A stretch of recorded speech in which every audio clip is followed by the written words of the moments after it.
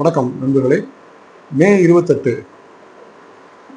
தமிழ்நாடு முழுவதும் அந்த ஒரு தீர்ப்பை நாம் எதிர்பார்த்துட்டு இருக்கிறோம். நம்முடைய அண்ணா யூனிவர்சிட்டியை சேர்ந்த மாணவிக்கு பாலியல் குற்றமளித்த அந்த ஒரு கொடியவனினுடைய அந்த ஒரு தீர்ப்பு, அந்த ஞானசேகரன் அப்படின்ற ஒரு குற்றவாளி, ஒரு கொடிய ஒரு மிருகம், அந்த அந்த மிருகத்துக்கான அந்த ஒரு மிருக செயலுக்கான தண்டனை என்ன அப்படின்றது நமக்கு இந்த மே 28 நமக்கு தெரிய வருது அப்படின்னு பார்க்குறோம். அதாவது என்ன அப்படின்னு கேட்டீங்கன்னா, இந்த தீர்ப்புகள் இந்த மாதிரி சீக்கிரமாகவே வர்றது அப்படின்றது ஒரு ஆரோக்கியமான விஷயமா பார்க்குறோம்.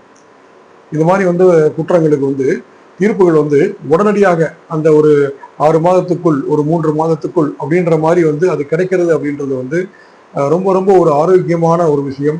ஏன்னா சமூகம் பார்த்துக்கிட்டு இருக்குது. மக்களுக்கு பார்த்தீங்கன்னா இதன் மூலம் எப்படின்னு கேட்டீங்கன்னா ஒரு பாசிட்டிவான ஒரு விஷயங்கள் மக்களுக்கு போய் சேரும். அது ஒரு நல்ல ஆரோக்கியமான விஷயம் தான். அதே மாதிரி பொள்ளாச்சி சம்பவத்திற்கும் ஒரு தீர்ப்பு கிடைத்தது.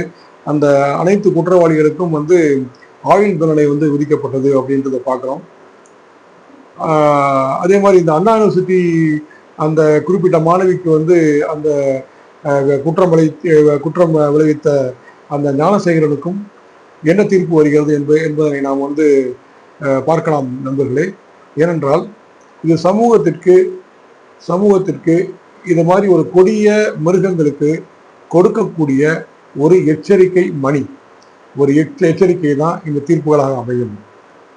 ஏன்னா இன்னைக்கு பார்த்தீங்கன்னா அந்த சரியான நேரத்தில், சரியான தருணத்தில் அந்த மாணவி புகார் செய்து, அதோடு மட்டும் இல்லாமல் அந்த கல்லூரி மாணவர்கள் அனைவரும் ஒன்றிணைந்து அந்த ஆர்ப்பாட்டங்கள் எல்லாம் செய்தது. அதே மாதிரி காவல்துறையும் அதற்குண்டான நடவடிக்கையை எடுத்தது. உடனடியாக நடவடிக்கை எடுத்தார்களா இல்லை தாமதப்படுத்தி எடுத்தார்களா இப்படின்றதெல்லாம் பார்த்தீங்கன்னு கேட்டீங்கன்னா, நம்ம அந்த அரசியலுக்குள்ள போகிறதுன்றது அடுத்த ஒரு ஸ்டேஜ். ஆனால் காவல்துறை உடனடியாக நடவடிக்கை எடுத்து அந்த குற்றவாளியை சரிப்படுத்தியது. ஒரு 3 அந்த ஒரு பெண் அதிகாரிகள் மூலம், அதாவது தாமாகவே நம்முடைய உயர்நீதிமன்றம் தாமாகவே முன் இந்த குறிப்பிட்ட இந்த குற்றத்திற்கு இந்த வழக்கினை எடுத்துக்கொண்டது. அந்த உயர்நீதிமன்றத்தினுடைய அந்த வழிகாட்டுதலின்படி அந்த 3 பெண் மகளிர் அந்த அதிகாரிகள், உயர் அதிகாரிகள் இந்த வழக்கினை அவர்கள் விசாரித்து வருகின்றார்கள். விசாரித்து அவர்கள் கொடுத்த தகவலின் அடிப்படையில், அந்த விசாரணையின் அடிப்படையில் அந்த தீர்ப்பானது வழங்கப்பட இருக்கிறது அப்படின்றத பார்க்குறோம். மே 28 நாம் இந்த தீர்ப்பினை எதிர்பார்க்கலாம். இது பார்த்தீங்கன்னா இந்த மாதிரி ஒரு மக்களுக்கும் ஒரு ஆறுதலான ஒரு விஷயமாக இருக்கும் இந்த தீர்ப்பின் மூலமாக. அதே மாதிரி பார்த்தீங்கன்னா இந்த மாதிரி ஒரு கொடிய செயல்களை செய்யக்கூடிய அந்த மாதிரி ஒரு எண்ணக்கூடிய அந்த குற்றவாளிகளுக்கு பார்த்தீங்கன்னா இது ஒரு எச்சரிக்கை ஒரு மணியாக இருக்கும் அப்படின்றத பார்க்குறோம். சமூகம் ஒரு சீரடைவதற்கு ஒரு வாய்ப்பாக அமையும். குற்றம் விளைவித்தால் உடனடியாக தண்டனை அப்படின்றது நிச்சயமாக அது இருக்கணும். அதோடு மட்டும் இல்லாமல் பார்த்தீங்கன்னா இந்த மாதிரி கல்லூரிக்குள்ள யாராக இருந்தாலும் சரிதான், கல்லூரிக்குள்ள பார்த்தீங்கன்னா இதை மாதிரி அரசியல் கட்சி பிரமுகர்கள் யாரையும் உள்ள அலோவ் பண்ணக்கூடாது. இந்த மாதிரி ஒரு வெளியில இருந்து செல்லக்கூடிய அந்த எக்ஸ்டர்னல் பீப்புள் யாருக்குமே உள்ள அனுமதிக்க கூடாது. ஏனென்றால் இந்த நபர் கட்சி கொடியோடைய சர்வசாதாரணமாக அண்ணா யூனிவர்சிட்டி உள்ளே உள்ள அவர் போயிட்டு இருந்திருக்கிறார் அந்த குறிப்பிட்ட நபர். அப்ப எப்படி அந்த செக்யூரிட்டி அலோவ் பண்ணாங்க? அண்ணா யூனிவர்சிட்டியில செக்யூரிட்டி அவ்வளவு டைட்டா இருப்பாங்க. அவங்க ஒரு வெஹிக்கிள்ஸ் கூட பார்த்தீங்கன்னா அவங்க அந்த ஃப்ரண்ட் லைன்லேயே நிப்பாட்ட சொல்லிடுவாங்க. நீங்கள் அது 2 வீலராக இருந்தாலும் சரி, காராக இருந்தாலும் சரி. அதுக்கப்புறம் நீங்கள் உள்ளதான் நீங்கள் நடந்து போகணும். நடந்து போனாலுமே அங்கே நிறைய கொஸ்டின்ஸ் இருக்கும். பேரண்ட்ஸை கூட அலோவ் பண்ண மாட்டாங்க. ஏதாவது ஒரு மீட்டிங், ஒரு விஷயம் இருந்தால் மட்டும்தான் அலோவ் பண்ணுவாங்க. ஸோ அப்படிப்பட்ட சூழல்ல இந்த ஒரு கொடியவன் எப்படி உள்ள போனான் அப்படின்றது இருக்கு. அதே மாதிரி பார்த்தீங்கன்னா நாம மரியாதை கொடுக்கக்கூடிய ஒரே விஷயம் தேசிய கொடி மட்டும்தான். தேசிய கொடி மட்டும்தான் நம்முடைய உயிர் மூச்சு. தேசிய கொடி மட்டும்தான் நாம் மரியாதை செலுத்தக்கூடிய ஒரே விஷயம். சரிங்களா? மற்றபடி எந்த ஒரு அரசியல் கட்சி கொடிக்கும் நம்ம வந்து ஒரு, அது என்னுடைய கருத்து சரியா, உங்களுக்கு எந்த ஒரு அரசியல் கட்சி கொடியும் அது அவர்களுக்கு அது வந்து பெரிதாக தெரியலாம், புனிதமாக தெரியலாம். ஆனால் அந்த கட்சி கொடியை வைத்துக்கொண்டு நீங்கள் வந்து ஒரு வாகனத்தில் நீங்க வந்து ஒரு வேகமா போகலாம், இல்லை நீங்க வந்து ஒரு கட்சி கொடியை வைத்துக்கொண்டு நீங்க ஒரு டோல்கேட்ல வந்து நீங்க ஒரு அட்வான்ஸ் எடுத்துக்கலாம், ஒரு கல்லூரிக்குள்ள இந்த மாதிரி அத்துமீறி நுழையலாம், இப்படின்றதெல்லாம் நீங்க நினைச்சீங்கன்னா நிச்சயமாக வந்து நீங்கள் வந்து தனிமைப்படுத்தப்படுவீர்கள். அதாவது ஒரு ஒரு ஒரு தேசப்பற்று மிக்க ஒரு ஒரு சமுதாயத்தில் இந்த மாதிரி வந்து ஒரு கட்சி கொடியை வந்து நீங்க வந்து ஒரு ஒரு தவறான ஒரு வழியில் நீங்கள் வந்து தொடர்ந்து பயன்படுத்தி கொண்டு வருமாயின் நிச்சயமாக அது வந்து ஒரு ஆரோக்கியமான விஷயம் அல்ல. ஏனென்றால் இது வந்து பாத்தீங்கன்னா மிகவும் ஒரு கொடிய செயல். இந்த மாதிரி வந்து நீங்க இன்ஃப்ளூயன்ஸ் பண்ணி ஒரு கல்லூரிக்குள்ள வந்து யாராக இருந்தாலும், எந்த கட்சியாக இருந்தாலும், இந்த கட்சி அந்த கட்சி, ஆளும் கட்சி எதிர்கட்சி, எந்த புதிதாக முளைத்த கட்சி எந்த கட்சியாக இருந்தாலும் உங்கள் கொடிகளை பயன்படுத்தி கொண்டு நீங்கள் வந்து ஏதாவது ஆதாயம் தேட முற்பட்டால் முதல் குற்றவாளி நீங்கள் தான். இதற்கு மக்களே வந்து உங்களுக்கு வந்து பதில் சொல்வார்கள். அதே மாதிரி நீங்க பொதுவாக வந்து பாத்தீங்கன்னா டிராபிக்லயே வந்து ஒரு ஒரு இப்போ நீங்க கட்சிக்கொடியில ஒரு வாகனம் போகுது அப்படின்னா அவங்க ஹார்ன், அப்நார்மல் ஹார்ன். என்ன பண்ண முடியும் சொல்லுங்க? வண்டியை தூக்கி தலையில வச்சுட்டு போக முடியுமா? இல்லை வண்டியை என்ன பண்ண சொல்றீங்க? நீங்க வரீங்கன்றதுக்காக நீங்க என்ன அப்படி நீங்க சாதிக்கிறீங்க சொல்லுங்க? என்ன சாதனை பண்றீங்க? என்ன சாதனை பண்றீங்க? ஒரு சமூகம் இங்க பாருங்க, ஒரு சமூகம் வந்து குறையோடாமல் இருக்கணும், ஒரு சமூகம் வந்து சீர்கேடு ஏற்படாமல் இருக்க வேண்டும். அதற்கு ஒரே மரியாதை வந்து நமக்கு அந்த தேசப்பற்று அப்படின்றதா, நாட்டுப்பற்று, தேசப்பற்று அப்படின்றதான் வந்து நாம வந்து முழுமையா எடுத்துக்கொள்ள வேண்டும். அந்தந்த காலகட்டத்தில் நமக்கு யாருக்கு நம்ம தோணுதோ, மனசுல நமக்கு யாருக்கு நம்ம நாட்டில் நமக்கு பிடிக்குதுன்னு தோணுதோ, இந்த நபர்கள் நல்ல நபர்களா அப்படின்றத பார்த்துட்டு நாம வந்து என்ன பண்ணலாம், ஓட்டு போட்டுக்கலாம். ஓட்டு போட வேணுமா? அதான் நடந்துட்டு இருக்கு. உங்களுக்கு கொடிகள் வந்து இருந்ததுன்னா அது உங்களுடைய அடையாளமாக இருக்கட்டும். அது உங்களுடைய கூட்டங்களுக்கு பயன்படுத்துங்கள், உங்களுடைய விழாக்களுக்கு பயன்படுத்துங்கள் எல்லாம். ஆனால் ஒரு பப்ளிக் பிளேஸ்ல வந்து நீங்க உங்க கொடியை வைத்துக்கொண்டு நீங்க இன்ஃப்ளூயன்ஸ் பண்ணி நீங்க வந்து டிஸ்டர்ப் பண்ணீங்க அப்படின்னு சொன்னீங்கன்னா உங்களுக்கு விளைவுகள் வந்து மிக மிக மோசமாக இருக்கும். ஏன்னா மக்கள் வந்து தொடர்ந்து பார்த்துக்கிட்டு இருக்கிறாங்க. சரிங்களா? உதாரணத்துக்கு இந்த அண்ணா யூனிவர்சிட்டியில அந்த கொடியை துஷ்பிரயோகம் பண்ணி அவர் வந்து உள்ளே நுழைந்த செயலை நம்ம வந்து ஒரு சான்றாக சொல்லலாம். இந்த மாதிரி நிறைய, நான் கொடி வச்சிருக்கிறேன், நான் டோல்கேட்டுக்கு போறேன், டோல்கேட்ல நான் வந்து பணம் கட்டாம போறேன். ஏன் பணம் கட்டாம போறீங்க? இல்லை நீங்க என்ன சர்வீஸ் பண்ற போறீங்கன்னு சொல்லுங்க. அங்க ஒரு ஒரு ஹாஸ்பிட்டல்ல வந்து ஒருத்தர் வந்து நீங்க வந்து ஒரு அடிபட்டு இருக்கிறவரை நீங்க வந்து ஒரு ஹாஸ்பிட்டலுக்கு நீங்க கூட்டு போறீங்களா உங்க வாகனத்துல ஏத்திட்டு போய்? இல்லை அப்படின்னா இப்ப யாராவது வந்து ஒரு ஒரு ஒரு பரீட்சைக்கு செல்லக்கூடிய ஒரு மாணவன் நீங்க அழைச்சிட்டு போறீங்களா? இல்லை அப்படின்னா பொதுமக்களுக்கு நீங்க ஏதாவது ஒரு முதியவர்கள் வந்து ஒரு முடியாமல் இருக்கக்கூடிய முதியவர்கள் நீங்க ஏற்றிட்டு போறீங்களா? நீங்க என்ன சர்வீஸ் பண்றீங்க நீங்க? ஆக்சுவலா உங்களுடைய விழாக்களுக்கு போறதுக்கு, உங்களுக்கு கூட்டத்துக்கு போறதுக்கு, நீங்க வந்து உங்களுடைய பயணம் செல்வதற்கு நீங்கள் வந்து ஒரு டோல்கேட்டுக்காக நான் கொடி கட்டிக்கிறேன், நான் இன்ஃப்ளூயன்ஸ் பண்ணிக்கிறேன் அப்படின்னு சொன்னா அது வந்து கண்டிப்பாக அது வந்து நீங்களே அவங்க நினைச்சு பார்க்கணும். அது வந்து ஒரு பலகீனமான ஒரு செயல் அப்படின்னு தான் அர்த்தம் வந்து. அடுத்தது வந்து பாத்தீங்க அப்படின்னு சொல்லி கேட்டீங்க அப்படின்னா இப்போ இந்த ஒரு வரிசையாக நாம் வந்து பார்த்த ஒரு சோதனைகள் அதெல்லாம் நம்ம பார்த்துட்டு வரோம். நம்ம என்ன, அதாவது வந்து மணல் அள்ளுறதுல வந்து முறைகேடு. இப்ப சமீபத்தில் வந்து பாத்தீங்கன்னா திருநெல்வேலி மாவட்டத்துல வந்து அவர் பேர் வந்து அந்த அதிகாரியின் பேர் வந்து பாலமுருகன் அப்படின்னு நினைக்கிறேன். அவர் வந்து என்ன பண்ணியிருக்கிறாருன்னு சொல்றாங்க அப்படின்னா, முறைகேடாக வந்து மணல் அள்ளுவதற்கு அவர் வந்து அந்த மாதிரி ஒரு முறைகேடு நடந்திருக்குது.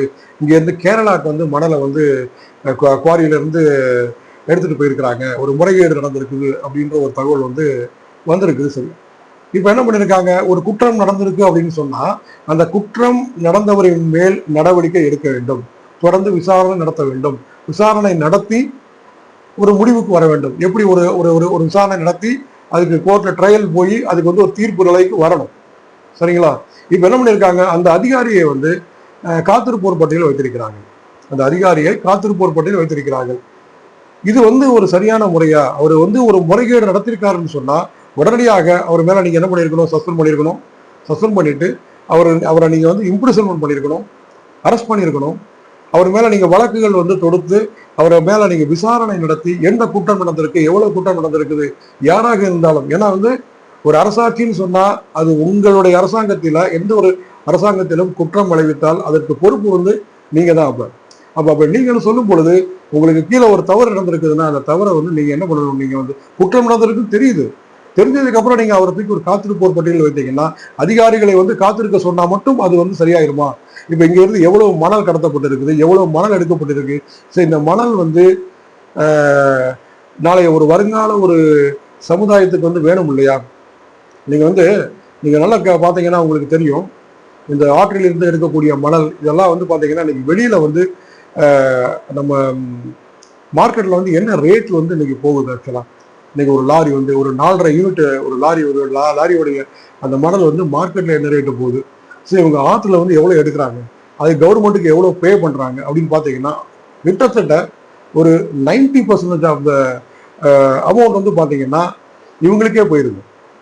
ஒரு 10%க்கும் கம்மியாக தான் கவர்மெண்ட்டுக்கு பே பண்றாங்க. ஸோ 90% ஆஃப் த அமௌண்ட் யாருக்கு போகுதுன்னு கேட்டீங்கன்னா இந்த மணல் பிசினஸ் பண்றவங்களுக்கு, இவங்களுக்கு தான் போகுது. ஸோ அப்ப இந்த இடத்துல நம்ம என்ன ஒரு விஷயத்தை கவனத்தில் எடுத்துக்கணும், அதுலேயும் ஒரு இடி வழக்கு ஒன்று வந்தது. அதாவது எப்படின்னு கேட்டீங்கன்னா ஒரு குவாரிக்கு லைசன்ஸ் கொடுக்குறாங்க அப்படின்னு சொன்னா அவங்க ஒவ்வொரு வாரமும் வந்து அவங்க அந்த அந்த குறிப்பிட்ட அந்த ஐஏஎஸ் ஆஃபீஸர் வந்து அவங்க விசிட் பண்ணணும், அவங்க செக் பண்ணணும். இவ்வளோ வால்யூம் தான் நீங்க எடுக்கணும்னு சொல்லி அவங்களுக்கு அதை ப்ரிஸ்கிரைப் பண்ணி சொல்லியிருப்பாங்க. ஆனா அந்த குறிப்பிட்ட வால்யூம் தான் எடுக்கிறாங்களா, அந்த குறிப்பிட்ட வால்யூம் மட்டும் தான் அவங்க எடுக்கிறாங்களா இல்லை அப்படின்றது தான் ரிப்போர்ட். அந்த மாதிரி எடுக்கல, மிக அதிக அளவுல இருந்து எடுத்துருக்கிறாங்க அப்படின்றதான் ரிப்போர்ட். ஸோ அந்த அடிப்படையில தான் ஒரு இன்வெஸ்டிகேஷனுக்கு வந்தாங்க. ஸோ அதுக்கு ஒரு ஸ்டே. அடுத்தது இப்போ வந்து பாத்தீங்கன்னா இந்த டாஸ்மாக்ல வந்து முறைகேடு நடந்திருக்குது அப்படின்னு சொல்லி இப்போ நடந்த விஷயம் எல்லாம் நமக்கு தெரியும்.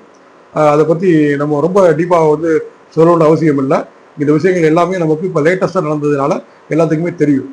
ஸோ அவங்க விசாரணை நடத்தினாங்க. விசாரணையினுடைய வெளியில வந்து நிறைய தகவல்கள் வந்து வந்துகிட்டே இருந்தது. ஸோ நான் வந்து ஒரே ஒரு விஷயம் நான் கேட்கிறேன், ஒரு ஆரோக்கியமா கேட்கிறேன். இப்போ வந்து அரசாங்கத்தின் மீது தவறு இல்லை என்று சொன்னால் எதற்காக வந்து இவ்வளவு ஒரு தடைகளை நோக்கி நீங்கள் ஒரு தடை உத்தரவை நோக்கி நீங்கள் செல்கிறீர்கள்? ஒரு விசாரணை நடத்துகிறது என்று சொன்னால் நீங்கள் விசாரணை நடத்துவதற்கு அனுமதிக்கலாம் இல்லையா? ஜென்ரலாவே அவங்க வந்து விசாரணை நடத்தணும் என்ற நோக்கில் வந்தார்கள் என்றால் விசாரணை நடத்துவதற்கு தாராளமாக நீங்கள் அனுமதிக்கலாம். உங்களுடைய அதிகாரிகள் தவறு செய்யாமல் இருந்திருந்தால். முதல்ல விசாரணை நடத்தும் பொழுது இங்க ஹைகோர்ட்ல ஒரு ஸ்டே பெட்டிஷன் கேட்குறீங்க. ஸோ அந்த ஸ்டே வந்து அதுக்கு வந்து ஸ்டே கொடுக்க முடியாதுன்னு சொல்லி ஹைகோர்ட்ல இருக்கக்கூடிய அந்த ஜட்ஜ்மெண்ட் வந்து கிடைக்குது. சரிங்களா? திரும்ப இதை எடுத்துட்டு போயிட்டு சுப்ரீம் கோர்ட்ல போய் ஒரு ஸ்டே. இப்ப சப்போஸ் தவறு நடக்கலை அப்படின்னு சொன்னா, தப்பு நடக்கலைன்னு சொன்னா நீங்க எதுக்காக வந்து ஒரு ஸ்டேக்காக நீங்க போகணும்? அவங்க விசாரிச்சுட்டு போட்டுமே, அவங்க விசாரிச்சுட்டு என்ன ஒண்ணுமே இல்லை அப்படின்னு சொல்லிட்டு போனா மக்கள் வந்து கண்டிப்பாக திருப்தி அடைவாங்க. மக்கள் தான் உண்மையான ஒரு எஜமானர்கள், அதுதான் உண்மை. சரிங்களா? நான் வந்து ஓட்டு, அரசியல், பாலிடிக்ஸ் அதுக்குள்ள நான் வந்து போக விரும்பவில்லை. உண்மையான ஒரு விஷயம், அந்த ஒரு ரெப்ரசன்டேஷன், உண்மையான ஒரு உங்களுக்கு வந்து எல்லாருக்கும் வந்து பாத்தீங்கன்னா ஒரு முகத்தை காமிக்கக்கூடிய விஷயம் வந்து மக்கள் தான். என்ன, உயர்நீதிமன்றத்தில் நீங்கள் தடை வாங்கியிருக்கிறீர்கள், உண்மையில் தவறு நடக்கவில்லை என்றால் அது மிக்க சந்தோஷம், நிச்சயமாக. புரியுதுங்களா? ஏன்னா வந்து தவறு நடக்காம இடி வந்து உண்மையிலே வந்து அரசியல் விஷயத்துக்காக எல்லாரும் சொல்ற மாதிரி ஒரு அரசியல் விஷயத்துக்காகத்தான் இடி வந்து நம்ம கவர்மெண்ட்டுடைய அந்த டாஸ்மாக் மேல ஒரு அத்துமீறி ரைடு பண்ணியிருக்கிறாங்க அப்படின்னு சொன்னா அது எந்த ஒரு அரசியல் கட்சியாக இருந்தாலும் அது கண்டிக்கத்தக்கது. சரிங்களா? அதுல வந்து மாற்று கருத்து இல்லை. அப்ப அப்படின்னு சொல்லும் பொழுது நான் என்ன சொல்கின்றேன், அப்படி அவர்கள் நடத்தினால் நீங்கள் அதற்கு அனுமதிக்கலாமே. அப்படி அனுமதிக்காம நீங்க தடையை நோக்கி சென்றிருக்கின்றீர்கள். அதே மாதிரி பாத்தீங்கன்னா அந்த குறிப்பிட்ட நபர்களுடைய ஒரு பட்டியல் வந்து வருகிறது. அந்த நபர்கள் வந்து ஏன் வந்து அவர்கள் வந்து அந்த ஒரு விசாரணைக்கு ஒத்துழைப்பு அளிக்கவில்லை, அவர்களை தேடும் பொழுது ஏன் அவர்கள் வந்து வெளிநாடுகளுக்கு செல்கின்றார்கள், இதெல்லாம் நமக்கு ஒரு கொஸ்டின் வருது இல்லையா? இதெல்லாம் மக்கள் வந்து பார்த்துக்கிட்டு இருக்கிறாங்க இல்லையா? ஸோ இந்த மக்கள் பார்த்துக்கிட்டு இருக்கிற அளவுக்கு நீங்கள் ஏன் இடம் கொடுக்குறீங்க? ஸோ உங்க டிபார்ட்மெண்ட்டை நீங்க வந்து கரெக்டா நல்லபடியா வச்சுக்கிட்டீங்கன்னா எதுக்காக வந்து மற்றவங்க இந்த மாதிரி கேள்வி கேட்க போறாங்க? எல்லாருக்குமே வந்து நல்ல சம்பளம் இருக்குது, எல்லாருமே நல்ல சம்பளம் வந்து எல்லாருமே வாங்குறாங்க. எல்லாருக்குமே, அமைச்சர்கள்ல இருந்து எல்லாருக்குமே, எம்எல்ஏக்கள் இருந்து எல்லாருக்குமே பார்த்தீங்கன்னா தாராளமான நல்ல சம்பளம் வந்து இருக்குது. ஏன்னா அண்ணாதுரை அவர்கள் வந்து நான் வந்து ஒரு வீடியோ நான் பார்த்தேன். ஏன்னா எனக்கு வந்து மிகுந்த மரியாதை உண்டு, எனக்கு வந்து உண்டு அண்ணாதுரை அவர்களுடைய மீது, அவருடைய அந்த புலமையின் மீது, அவருடைய நேர்மையின் மீதும். அவர் வந்து ஒரு வீடியோவில் சொல்றாங்க, அவங்க அதாவது ஒரு அறிமுகம் செய்து வைக்கக்கூடிய ஒரு விழா. முதலாக அந்த லாட்டரி வந்து ஏதோ ஒரு லாட்டரி சீட்டு வந்து வருதுன்னு நினைக்கிறேன்.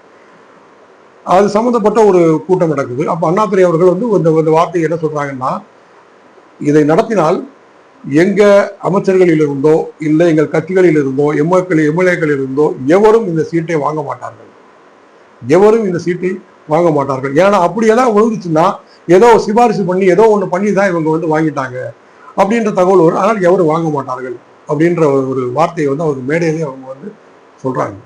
சரிங்களா? ஏன்னு கேட்டீங்கன்னா அந்த மாதிரி இந்த பெரியவங்கள்லாம் நீங்க சொல்லும் பொழுது என்ன, பெரியாரினுடைய விஷயங்கள் நான் நிறைய கேட்டிருக்கிறேன். அதாவது வந்து நான் இப்பதான் நிறைய நான் ஆராய்ச்சி செய்து பார்த்தேன். பெரியார் வந்து ஒரு சென்ட்ரல் ஒரு பர்சன், ஒரு மினிஸ்டர் ஒருத்தர் அவர் பெரியார் அவர்களை சந்திக்கிறாரு. அது அன்னைக்கு ஒரு வானொலியில வந்து ஒரு பேட்டியாக வந்திருக்குது. அந்த ஒரு ஆடியோவை நான் கேட்டேன். அப்போ அவர் வந்து சொல்றாரு, அவர் ஏன்னா நிறைய விஷயங்கள் சொல்லலாம். அவர் தமிழுக்கு எதிராக பேசியிருக்கிறார், வந்து நம்முடைய அந்த இதிகாசங்கள்லாம் தவறாக பேசியிருக்கிறார், இப்படிலாம் நிறைய கருத்துக்கள் சொன்னாலுமே பெரியார் கிட்ட நமக்கு வந்து ஒரே ஒரு விஷயம் என்ன பிடிக்குதுன்னு கேட்டீங்கன்னா, இந்த பெண்கள் வந்து அது ஆரோக்கியமா இருக்கணும். அதாவது என்ன, அதை நீங்க எப்படி புரிஞ்சுக்கணும்னா ஆரோக்கியமாக இருக்கணும் அப்படின்னு விஷயத்தை அவர் சொல்லியிருக்கிறார். என்ன சொல்றாரு அப்படின்னு சொல்லி கேட்டீங்கன்னா, அவர் சொல்றாரு, சார் இந்த கல்யாண வயது, திருமணத்துக்கான கல்யாண வயதை பத்தி பேசும்பொழுது பெரியார் அவர்கள் சொல்லுகிறாங்க 21 வயசு வைங்க அப்படின்றாங்க. அப்ப சொல்றாங்க அவங்களுடைய அந்த கலோக்கியல் லாங்குவேஜ்ல அவங்க சொல்றாங்க, பெரியார் வந்து இந்த மாதிரி ஒரு பொண்ணு வந்து பெரியவள் ஆகிட்டான்னா சொல்லுவாங்க, உடனே மாப்பிள்ளையை பாரு, படிப்பை நிப்பாட்டு, பள்ளிக்கெல்லாம் போக வேண்டாம், கல்லூரிக்கெல்லாம் போக வேண்டாம்னு சொல்லுவாங்க. அந்த மாதிரி பண்ணக்கூடாது. என்ன, அப்போ வந்து 18 கொண்டு வராங்க. 18 கூட அப்ப கிடையாது, 18க்கும் முன்னாடி இருக்குது. ஸோ அந்த 18 சொல்லும் பொழுதே பெரியார் என்ன சொல்றாங்கன்னா, நீங்க ஒரு 18 இல்லை ஒரு 21 வயசு கொடுத்தா தான் அவ பள்ளி படிப்பை முடிச்சு அவ கல்லூரியில் ஏதாவது படிச்சு அவங்க என்ன சொல்றாங்கன்னா தன்னுடைய காலில் அவ நிற்பா, அவங்க அதாவது தன்னுடைய சோத்தை தானே பார்த்துக்குவா அப்படின்ற மாதிரி ஒரு லாங்குவேஜ் யூஸ் பண்றாங்க. என்ன அர்த்தம்னா, தன்னுடைய காலில் அவள் நிற்பாள், அவளுக்கென்ற ஒரு வேலை கிடைக்கும், இல்லை அவளுக்கென்ற ஒரு படிப்பு படித்து ஒரு வேலையில் வந்து அவள் வந்து அமர்வதற்கான வாய்ப்பு இருக்குது. அந்த படிப்பு வந்து அவளுக்கு ஒரு பெரிய ஒரு கண்ணாக அமையும். அதனால வந்து 18 கூட வேண்டாம், நீங்க 21 வைங்க கல்யாணத்தை அப்படின்னு சொல்லி பெரியார் வந்து சொன்னதை நான் கேட்டேன். உண்மையில எனக்கு அவர் மேல வந்து அந்த இடத்துல ஒரு தனி ஒரு மரியாதை வந்து ஏற்படுது. ஏன்னா நம்ம வந்து நிச்சயமாக வந்து எந்த ஒரு தலைவர்களுக்கும் எல்லாருக்கும் ஒரு தனித்தன்மை இருக்கிறது. பாரதியாரின் மேல் நமக்கு மிகப்பெரிய ஒரு பற்றுதலே உண்டு. ஏன்னா ஜாதி இரண்டை தவிர வேற எதுவும் இல்லை அப்படின்னு சொல்லி பாரதியார் சொல்லியிருக்கிறாங்க. என்ன அப்போ அப்படின்னு சொல்லும் பொழுது நிறைய விஷயங்கள் பாரதியாரினுடைய அந்த நேற்று நான் ஒரு பதிவு செய்த வீடியோக்கள் கூட நான் வந்து சொல்லியிருந்தேன். அதாவது நான் யாம் அறிந்த மொழிகளிலே தமிழ் மொழி போல் எங்கும் இனிதே காணாம் அப்படின்ற மாதிரி ஒரு வார்த்தையை சொல்லியிருக்கிறாங்க. அதே மாதிரி எந்த ஒரு மோட்டிவேஷனல் ஒரு விஷயமா இருந்தாலும் பாரதியாருடைய கவிதைகள் நீங்க எடுத்து பார்க்கலாம், நிறைய விஷயங்கள். அதனால பாரதியாரின் மீது நமக்கு ஒரு தனிப்பற்று உண்டு. இப்ப பெரியாரை இப்பொழுது நம்ம படிக்கும் பொழுது, அதாவது நம்முடைய இதிகாசங்களை நம்முடைய விஷயங்களை அவர் குறைத்து பேசியிருக்கின்றார். அதனால் அவர் மீது வருத்தம் இருக்கின்றது. இருந்தாலும் இது மாதிரி அதாவது நம்ம என்னைக்குமே பார்த்தீங்கன்னா ஒரு பிளஸ் மைனஸ் அந்த மாதிரி ஒரு சீர்தூக்கி பார்க்கணும். சீர்தூக்கி பார்க்கும் பொழுது, ஏன்னா ஏதோ ஒரு விஷயத்துக்காக தான் சமூகம் வந்து அவரை அன்னைக்கு கொண்டாடி இருக்குது அப்படின்றது பார்க்குறோம். அப்போ அந்த இடத்துல வந்து பார்த்தீங்கன்னா அவர் வந்து பெண்களை வந்து பெண்களுக்கான கல்விக்கு வந்து நிறைய முக்கியத்துவம் கொடுத்துருக்கிறார் அப்படின்றத பார்க்குறோம். ஆனால் நிறைய பேர் கொடுத்துருக்குறாங்க. அதாவது வந்து இப்போ நம்முடைய சமூகத்துக்கான ஒரு முன்னேற்றத்துக்கு வந்து வித்திட்டர்கள் வந்து நிறைய பேர் இருக்கிறாங்க அப்படின்னு பார்க்குறோம். ஸோ இப்போ இந்த இடத்துல நான் என்ன சொல்ல வரேன்னு கேட்டிங்கன்னா, நீங்கள் வந்து இவர்கள்லாம் நீங்கள் ஃபாலோ செய்யக்கூடிய நீங்கள், ஸோ நீங்கள் எப்படி இருக்கணும் அப்படின்றது மிக மிக மிக ஒரு முக்கியமான ஒரு விஷயமாக கருதப்படுகிறது. உங்கள் மேல் குற்றம் இல்லை அப்படின்னு சொன்னால் நீங்கள் வந்து தடையை நோக்கி நீங்கள் செல்ல வேண்டாம். சரிங்களா? பார்க்கலாம் அந்த வழக்குகள் வந்து எப்படி செல்றது அப்படின்னு பார்க்கலாம். உண்மையிலேயே வந்து எந்த தவறும் இல்லை என்றால் மிக்க மகிழ்ச்சி. நம்ம தமிழக மக்களுக்கு நல்ல விஷயங்கள் நிச்சயமாக கிடைக்கின்றோம். அதே மாதிரி இந்த விடியல் பயணம், மகளிருக்கான விடியல் பயணம்லாம் நிச்சயமாக நம்ம வரவேற்கின்றோம். பெண்களுக்கு என்று ஒரு கொடுக்கப்பட்ட ஒரு சலுகை. அதுக்கு வந்து நம்ம ஒரு ஹேட்ஸ்அப் நம்ம வந்து செய்வோம் நிச்சயமாக. அதெல்லாம் ஒரு வரவேற்கத்தக்க ஒரு செயல், பெண்களுக்காக செய்த ஒரு விஷயம் அப்படின்றது. அதே மாதிரி அந்த ரூ. 1000 அப்படின்னு கொடுத்த விஷயமும் உண்மையிலே ஒரு வரவேற்க தகுந்த ஒரு விஷயம்தான். ஏன்னா வந்து அதுலேயும் பார்த்தீங்கன்னா ஒரு சில பெண்மணியெல்லாம் நம்மகிட்ட கேட்டாங்க, எனக்கு வரலையே, நான் வந்து ஒரு என்ன எப்படின்னு கேட்டால் அவங்களுக்கு ஏதாவது ஒரு குறைபாடு இருக்கும். ஒரு ரேஷன் கார்டை வந்து அவங்க ரெனுவல் பண்ணாமல் இருப்பாங்க, இல்லை ஏதாவது ஒரு அவங்க கணவர் இறந்து போயிருப்பாங்க. அந்த மாதிரி ஒரு 75 வயசு ஒரு பாட்டி கேட்குறாங்க, எனக்கு வரலை தம்பி, நான் என்ன பண்ணுறது, எது செய்கிறது அப்படின்றத நம்ம கேட்டாங்க. அதே மாதிரி அவங்களுக்கு ஒரு ஒரு ஒரு மெடிக்கல் செலவுகளுக்கோ எதுக்கோ ஒன்று பயன்படும். அதே மாதிரி மாணவர்களுக்கும் அந்த மாணவிகளுக்கும் பார்த்தீங்கன்னா அவங்களுக்கு அந்த கல்லூரியில் படிக்கும் பொழுது அந்த ஒரு 1000 ரூபாய்க்கு அவங்களுக்கு ஒரு ரீசார்ஜ் பண்ணுறது, இல்லை ஏதோ ஒரு சின்ன சின்ன விஷயங்களுக்கு அவங்களுக்கு வந்து அது பயன்படும் அப்படின்றது பார்க்குறோம். அதெல்லாம் ஒரு ஆரோக்கியமான ஒரு விஷயம்தான். பட் இந்த மாதிரி ஒரு பெரிய முறைகேடுகள், அதாவது பணம் இழப்பை கொடுக்கக்கூடிய பெரிய முறைகேடுகள் ஏனென்றால் இதெல்லாம் வந்து பார்த்தீங்கன்னா கண்டிப்பாக செலடை போட்டு சலிக்க வேண்டிய ஒரு விஷயம்தான். நிச்சயமாக இதெல்லாம் வந்து தவிர்ப்பது அப்படின்றது இது இப்போ அது அந்த மாதிரி முறைகேடுகள் இல்லை அப்படின்னு சொன்னால் அது நிச்சயம் வந்து ஆரோக்கியமான விஷயம். ஆனால் மக்கள் பார்த்து கொண்டிருக்கிறார்கள். இதனுடைய அந்த விளைவுகள் என்ன அப்படின்றத நாம் பொறுத்திருந்து பார்க்கலாம். நன்றி நண்பர்களே.